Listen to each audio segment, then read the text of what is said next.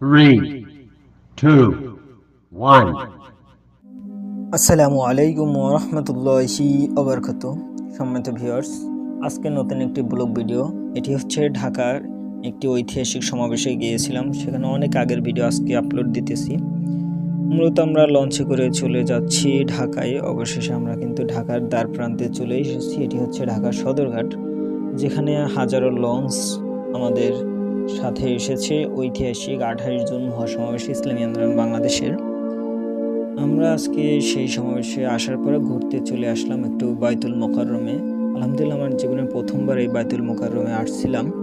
ইনশাল্লাহ এরপর থেকে ঢাকায় আসলে প্রতিনিয়ত আসবো। এখানে এসে আমার অনেক অনেক ভালো লেগেছে, যা বলার মতো না।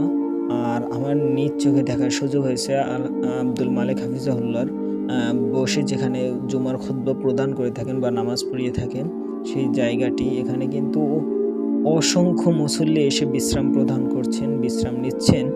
আর এই ভিতরের কারুকার্যটি দেখে আমার কিন্তু অত্যন্ত ভালো লেগেছে।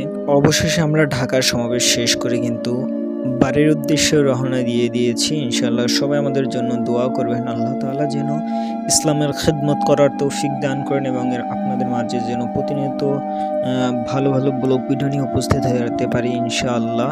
সকলে দোয়া করবেন, আল্লাহ তাআলা যেন আমাকে সুস্থ রাখেন এবং আপনাদের সকলকে সুস্থ রাখেন।